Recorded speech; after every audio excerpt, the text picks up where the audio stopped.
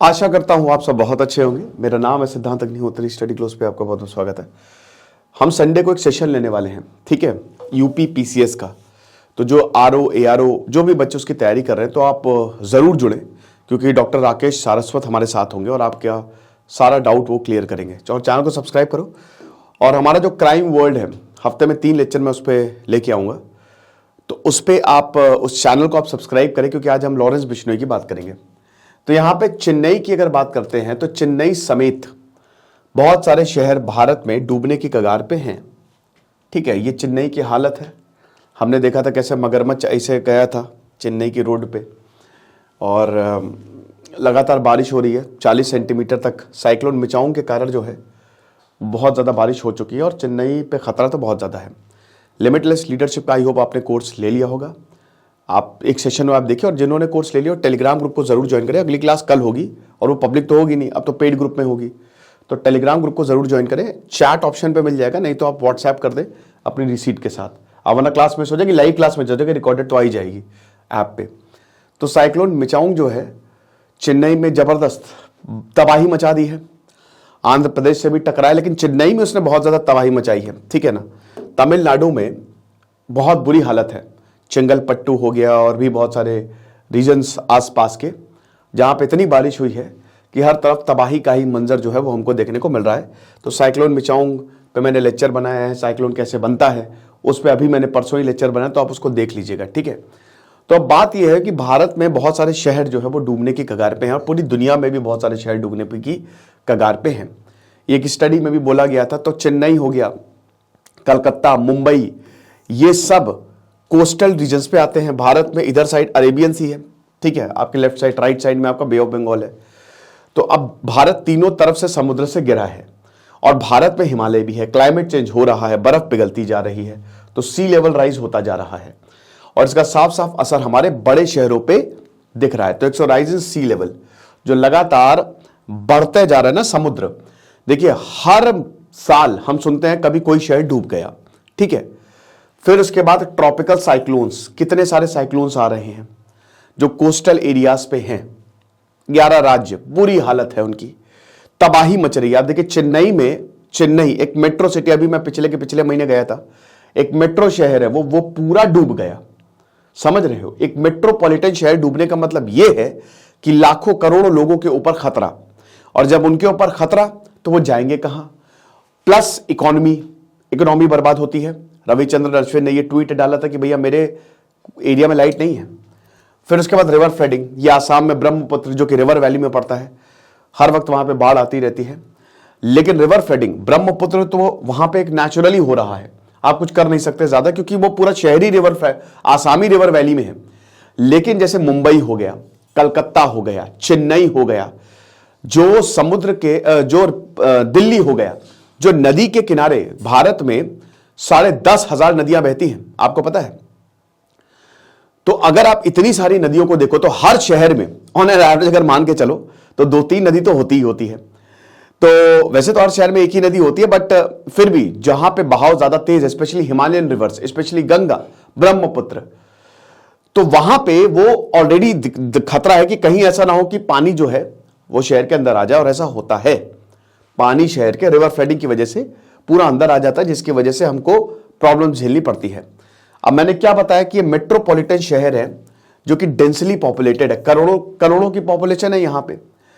अब यहां पे ऑलरेडी क्लाइमेट चेंज की वजह से, अब देखिए आज 8 दिसंबर है, ठंड पड़ी नहीं पड़ी? ठंड इतनी है ही नहीं, मुझे इसमें गर्मी लग रही है हुडी में अपनी। तो अभी स्नोफॉल हुई हालांकि कश्मीर में, बट ठंड उतनी पड़ नहीं रही है। वेलकम क्लाइमेट चेंज, और गर्मी पड़ेगी तगड़े से, ठीक है ना। तो ये चीज आप समझिए। फिर उसके बाद जो इंटेंसिफाइड रेनफॉल है, बारिश तो इतनी बारिश में ना आप कुछ कर नहीं सकते, वो होती ही रहती है। और फिर हमारा जो ड्रेनेज सिस्टम है भगवान की दया से इतना बकवास है ज्यादातर मेट्रोपॉलिटन शहर का कि सब डूब जाता। गुड़गांव जैसा शहर, बड़ी बड़ी बिल्डिंगें खड़ी करने से कुछ नहीं होगा। डूब रहे हो ना तुम, इसका मतलब तुम बहुत बड़ी गलती कर रहे हो। और उसके बाद रिस्क ऑफ ड्रॉट, कहीं बारिश हो रही है तो कहीं पानी नहीं है, कहीं इतनी बारिश हो जा रही कि फसलें बर्बाद हो जा रही हैं। हालांकि आपको बता दूं कि अभी तो रिट्रीटिंग मॉनसून है जो कि चेन्नई से ही वापस जाएगा और जाते ही इस समय बारिश होती ही है साउथ में, बट इतनी बारिश नहीं होती जितनी अभी 40 सेंटीमीटर के ऊपर बारिश हो गई है भैया। 2015 में भी भयानक यहाँ पे फ्लड्स आए थे और वो कोई भूला नहीं है, और ये रिपीट हो रहा है, ये किसी ना किसी शहर में आ ही रहा है। फ्लड्स हो गए, ड्रॉट्स हो गए, या ड्रेनेज की प्रॉब्लम हो गई, तो ये दिक्कत है। तो हमारा जो अर्बन प्लानिंग है वो पूरी तरीके से बर्बाद है। कहीं पे भी जगह मिलेगी कूड़ा फेंक देंगे, नाली में कूड़ा फेंक देंगे, नाली जाम कर देंगे, ठीक है। डैम्स बनाए जा रहे हैं, रैपिड अर्बनाइजेशन हो रहा है, पेड़ों को काट के चीजें की जा रही हैं। तो उसमें क्या प्रॉब्लम हो रही है, यही कि यहां पे दिक्कत। एनरोचमेंट, अब आप देखिए कि कितने तालाबों को पाटा गया है। देखिए बिल्डर्स, मकान बनाना है, मकान बनाना है, मकान बनाना है, तालाब देखा पाट लो, सरकार सर पर अनुमति नहीं देगी, अरे पैसा जागो जागो जागो जागो टेबल के नीचे से देंगे ना, तालाब पाट लो। फिर आती है उन मकानों में सीलन, क्योंकि तालाब के ऊपर बनाए हैं, वो सब तो छोड़िए, वो तालाब के ऊपर बनाए हैं। जहां पे एक समय तालाब हुआ करता था वहां पे मकान बना दिए गए। तो अगर ऐसा एनरोचमेंट होगा तो कैसे चली, है ना। तो सबसे पहली बात तो ये इलीगल वाला, जो कितनी भी इलीगल कॉलोनीज है, सरकार को उस पर ध्यान देना चाहिए। जो मेजर वाटर बॉडीज पे बनी है, वाटर बॉडीज को खत्म किया जा रहा है। एक समय देखिए क्या होता है ना कि आपको वाटर बॉडीज चाहिए, आप तालाब बनाओ, बड़ा बड़ा आर्टिफिशियल पॉन्ड बनाओ, बड़ा बनाओ, तो इससे होगा क्या। जैसे चेन्नई का एग्जांपल लेते हैं, अब चेन्नई में मान लीजिए कि अगर बहुत सारे आर्टिफिशियल पॉन्ड्स होते तो पानी आता, पानी को आप उन पॉन्ड्स में डाइवर्ट कर दो, ठीक है, तो पानी भर जाता, तो इतनी ज्यादा प्रॉब्लम नहीं होती। फिर पानी को आप समुद्र में भी डाइवर्ट कर सकते हो, ठीक है, अल्टीमेटली नदी समुद्र में ही, या कोई बड़ी नदी में भी डाइवर्ट कर सकते हो, ठीक है। अब उसके लिए आपका ड्रेनेज सिस्टम जो है वो प्रॉपर होना चाहिए, नहीं तो आप अंडरग्राउंड वाटर, पानी भरा तो अंडरग्राउंड भी, क्योंकि देखिए आज हमारे अंडरग्राउंड वाटर भी प्रॉब्लम है, तो नीचे भी जा सकता है, बट वो नहीं जा रहा है अर्बनाइजेशन की वजह से। पेड़ को काट के एकदम सीमेंट बिठाया जा रहा है, तो पानी वहीं पे ठहर जा रहा है, वो अंदर भी नहीं जा रहा है। तो ये सारी दिक्कतें हैं, और इन सबको सॉल्व करना आसान है अगर यहां पे अर्बनाइजेशन पे, प्रॉपर अर्बनाइजेशन पे ध्यान दिया जाए, सिर्फ बड़ी बड़ी बिल्डिंगों पे ध्यान नहीं दी जाए, इंटेलिजेंट प्लानिंग की जाए, अभी भी चीजें जो है वो बेहतर हो सकती हैं। देखिए हम है इक्वेटर के पास, आपको समझना पड़ेगा, 0 डिग्री, फिर ऊपर 23.5 डिग्री नॉर्थ, नीचे 23.5 डिग्री साउथ, मैंने बहुत बड़ी से ज्योग्राफी में कवर किया है। तो जाहिर सी बात है इक्वेटर या ट्रॉपिक्स पे बहुत ज्यादा बारिश होती है, क्योंकि सनलाइट डायरेक्ट पड़ती है, सनलाइट की पड़ने की वजह से बारिश हो रही है, हमारे ग्लेशियर्स भी पिघल रहे हैं, तो सी लेवल जो है ना वो बढ़ता जा रहा है, ठीक है।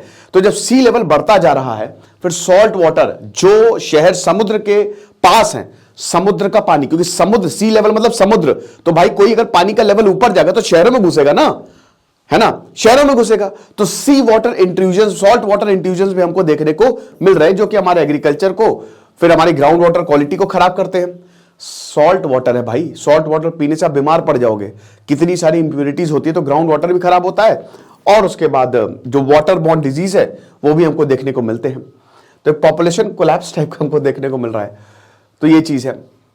बहुत सारे ऐसी रिपोर्ट्स आई हैं, ठीक है, ढेरों ऐसी रिपोर्ट्स थी जिनमें यह था कि बहुत सारे शहर जो है, जिसमें जो स्पेशली जो कोस्टल टाउन्स हैं, वो भारत के आने वाले समय में डूब सकते हैं, बहुत ज्यादा उन पर खतरा है।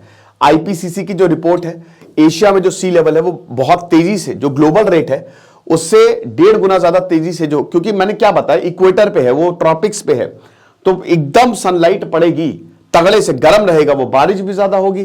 फिर क्लाइमेट चेंज की वजह से पहले सब कुछ बैलेंस्ड था, क्लाइमेट चेंज हर वक्त होता ही रहता है, सभ्यता के नाश का कारण होता है। तो आप इस समय ह्यूमन सिविलाइजेशन जो है ना बहुत ही एक क्रिटिकल टर्न पे है। अब ये समझिए कि अगर अभी हमने कुछ नहीं किया तो आगे आने वाले 100 सालों में बचना मुश्किल हो जाएगा हमारा, हम रहेंगे नहीं रहेंगे, हमारे अस्तित्व पे ही बहुत बड़ा सवाल खड़ा हो जाएगा। याद रखिए, आप मार्स तो भूल जाइए, पहले यहां पे रह लो, तब तो जिंदा रहो, तब तो जाओगे ना मार्स पे कहीं पे, है ना। तो रिपोर्ट ने यही बोला था कि यहां हर 2050 आते आते, ठीक है, सी लेवल जो है वो थोड़ा बहुत बढ़ जाएगा और बहुत सारे शहर जो है वो डूब सकते हैं, ठीक है। तो अब यहां पे 3.7 मिलीमीटर हर साल, 3.71 millimetre equal to 10 to the power -3 metre, तो 3.7 मिलीमीटर अच्छा खासा हो गया, ठीक है। अगर देखिए सी लेवल इतना भी बढ़ा ना, इतना भी, जैसे अभी समुद्र यहां पे है, इतना सा भी बढ़ गया ना, 1 इंच से भी बढ़ गया ना, तो भी शहर डूब जाएंगे, सारा पानी अंदर आ जाएगा, ठीक है। तो यहां पे आप ये समझिए कि बहुत बड़े स्केल को आप मत करिए कि सर 1 इंच से क्या होता है, यहां आधा मिलीमीटर भी बढ़ रहा है ना, तो देख रहे हो ना क्या हालत हो रही है, ठीक है। तो 2006 से 2018 की अगर बात करते हैं तो इतना 3.7 मिलीमीटर पर ईयर। फिर उसके बाद जो हिंदू कुश में ग्लेशियर्स हैं वो भी लगातार और वो पिघल रहे हैं। ग्लेशियर्स पिघलेंगे तो नदी में ही जाएंगे, तो नदी का बहाव और तेज होगा, और जो शहर नदी के किनारे हैं वो भी डूबेंगे। ये चीज है। अब ये अभी इनिशियल प्रोजेक्शंस हैं, ठीक है। अगर इस तरीके से कंटिन्यू रहा तो ये मतलब आप समझिए कि 2100 होते तो बहुत सारे शहर डूब जाएंगे। कांडला, ओखा, भावनगर, मुंबई, मार्मुगांव, मैंगलोर, कोचीन, पारादीप, खिदरपुर, विशाखापट्टनम, चेन्नई, टूटीकॉर्न, ये सब इतने इतने फीट में डूब जाएंगे कि शहर डूब जाएंगे। ओके, तो हमको कुछ ना कुछ करना पड़ेगा। ऐसे हालात हमको देखने को मिल रहे हैं, ठीक है। बोट्स चल रही हैं, घर पूरे डूब सकते हैं, डूब गए हैं। तो ये हमने कभी नहीं देखा कि शहरी पूरा का पूरा डूब गया हो। अरविंद, ये जुलाई की खबर है। मुझे याद है कि मैं शिमला गया हुआ था, ठीक है, और मैं 8 जुलाई को शिमला से वापस आया हूं टॉय ट्रेन से, और 9 जुलाई को टॉय ट्रेन बंद हो गई थी क्योंकि लैंडस्लाइड हो गई थी। तो बस बाल बाल बचे थे, भगवान की दया थी। तो अब जब हम लोग, ये तो अरविंद केजरीवाल के घर के बाहर का हिसाब किताब है, तो सीएम के जब घर के बाहर का, ये मेरी आंखों देखा है। सुबह जब यमुना ब्रिज, जब दिल्ली आने वाला था, तो जब मैं, क्योंकि मैंने कालका से ट्रेन पकड़ी थी तो रात में, तो सुबह जब यमुना ब्रिज आने वाला था, ठीक है, लगभग 7-8 बजे, तो मैंने ये नजारा देखा था। मैंने कहा भाई ये क्या है, मतलब लिटरली दोस्तों, लिटरली इतने पे ही नदी बह रही थी। मैंने कहा अरे बाप रे बाप रे बाप, बुरी हालत, ठीक है। तो ये यमुना का भी वाटर लेवल लगातार, और हम यही नहीं चाहेंगे कि हमारी जो राजधानी है वो जो है वो, तो ये हुआ है इस साल, और अगले साल भी आप मान के चलिए कि प्रॉब्लम्स आएंगी। तो इससे बेटर है कि हम इसको पहले से ही इसकी तैयारी जो है वो कर लें, है ना। फ्लड प्लेन्स लगातार बढ़ते जा रहे हैं, लगातार एक्यूमुलेशन ऑफ सिल्ट होता जा रहा है बहुत जल्दी। फ्लड प्लेन्स आपको पता ना कैसे बनते हैं, अगेन ज्योग्राफी का कंसेप्ट। ज्योग्राफी भाई देखो, अगर किसी ने ज्योग्राफी समझ ली ना तो सब समझ लेगा। वो इंटरडिसिप्लिनरी सब्जेक्ट है, ठीक है, और सबसे शानदार सब्जेक्ट है, और बहुत आसान सब्जेक्ट है, बस आपको विजुलाइज करना है। तो जैसे क्या होता है ना कि जब फ्लड्स आते हैं तो नदियां फ्लड्स लेके आती हैं, तो अपने साथ बहुत, क्योंकि नदियां क्या पेड़ों को काटते हुए आती हैं, बहुत सारे सेडिमेंट्स लेके आती हैं। तो पानी, कहते हैं ना कि जब पानी अंदर आता है और जब पानी वापस जाता है, जैसे पानी आपके घर के अंदर आ गया, लेकिन जब पानी वापस गया तो आप देखते हैं ना गंदगी आ गई है बहुत सारी, है ना। पहले आपके घर साथ था, लेकिन अब जो वो कूड़ा, जो भी कूड़ा करकट सेडिमेंट जो भी लेके आए वो सब आपके घर में जमा हो गए। ऐसे फ्लड प्लेन्स बनते हैं। तो जब बहुत सारे सिल्ट लेके आते हैं और फिर पानी पीछे जाता है तो सिल्ट यहां पे जमा हो जाता है, ठीक है ना, और उससे प्लेन्स, मतलब ये मैदान बन जाते हैं। जो आज हम नॉर्दर्न प्लेन्स देख रहे हैं ना, वो फ्लड प्लेन्स ही हैं, ठीक है। ऐसे ही हुआ, बहुत बड़े बड़े फ्लड्स आए होंगे किसी समय जो हमारे ये मैदान बने हैं, ठीक है। तो ये चीज है। तो जुलाई में भी जो भयानक फ्लडिंग हुई थी उसमें क्या था, इलीगल माइनिंग बहुत होती है, इलीगल माइनिंग, कंस्ट्रक्शन, यहां पूरे का नेक्सस है। तो मैंने इन सब चीजों पे देखिए, अगर लोग ही, मैंने क्या, नेचर को कोई फर्क नहीं पड़ा, जब लोग ही नहीं रहेंगे तो क्या कर लोगे। हिमाचल प्रदेश, उत्तराखंड में जिस तरीके से कंस्ट्रक्शन हो रहा है उसको रोकना चाहिए, पहाड़ों को काटना बंद करना चाहिए, क्योंकि एक्सट्रीम वेदर इवेंट हमको यहां पे देखने को मिल रहा है। और आपको बता दूं कि ये 40%, मतलब आधे से ज्यादा इंडियन डिस्ट्रिक्ट्स को ये इफेक्ट कर रहा है। क्या कर सकते हैं, रेगुलेशन जो मैंने आपको बताया, अर्बनाइजेशन प्लानिंग में करो, जो एनरोचमेंट्स हैं उसको बंद करो, कोई भी इलीगल एक्टिविटी हो रही है रिगार्डिंग एनवायरमेंट उसको तुरंत बंद करो, एम्बैंकमेंट्स बना दो, ठीक है, बड़े बड़े बंद, ठीक है, मतलब बड़ी बड़ी एकदम दीवारें खड़ी कर सकते हो आप। मुंबई में जब आप मरीन ड्राइव पे जाओगे तो वहां पे एम्बैंकमेंट्स बने हुए ना कि इससे ऊपर जो है वो पानी नहीं आएगा। और उसके बाद फिर वही कोस्टल रेगुलेशन जोन, CRZ, इनकी जो गाइडलाइंस है तुरंत इसको आप अप्लाई में लेके आइए। फिर उसके बाद sponge city concept, watershed management. अब इसमें देखिए वही है कि आप पानी को स्टोर करिए, पानी को स्टोर करने के तरीके ढूंढिए, आप पाइपलाइंस बिछाइए बड़ी बड़ी, आप पॉन्ड्स बनाइए, आर्टिफिशियल लेक्स बनाइए, ठीक है। आप कुछ ऐसा करिए कि पानी बरसे, और जब बहुत सारा एक नेटवर्क हो, वो बाहर से पानी को समुद्र में डाल दे, या फिर कहीं आर्टिफिशियल जहां पे भी आप डाइवर्ट करना चाह रहे हो वो हो सकता है, ठीक है। हाइड्रोमेट्रोलॉजिकल सिस्टम, और उसके बाद एफिशिएंट फ्लड वार्निंग सिस्टम बहुत ज्यादा जरूरी है ये सिटीजंस के लिए, ताकि हम बच सके, वरना तो हमारे शहर डूबते ही जाएंगे। तो ये लेक्चर था, आई होप आपको समझ में आया होगा। अगर आपने अभी तक टेलीग्राम ग्रुप नहीं ज्वाइन किया तो जरूर ज्वाइन करें। Thank you so much.